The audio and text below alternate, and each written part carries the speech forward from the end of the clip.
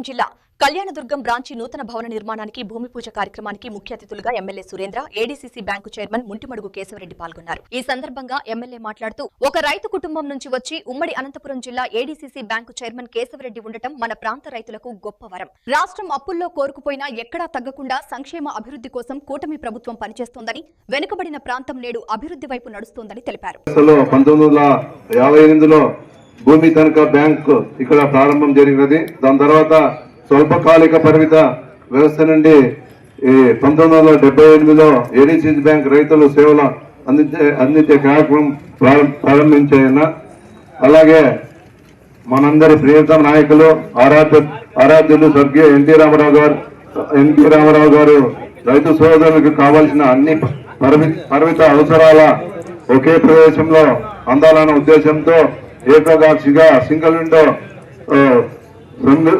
వ్యవస్థను తీసుకొచ్చి అలాగే అన్ని రకాల లోన్స్ కూడా ఏడీసీసీ బ్యాంక్ రూపంలో సేవలు అందించడం జరిగిందన్న.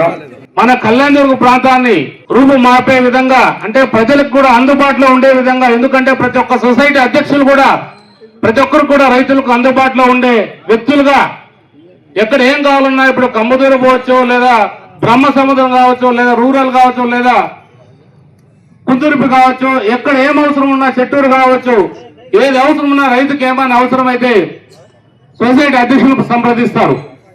మా ప్రాంతంలో ఈ రకంగా రైతులు ఉన్నారు. ఆ రైతులందరికీ కూడా రుణాలు కావాలనే ఉద్దేశం వాళ్ళకు తెలియజేస్తారు.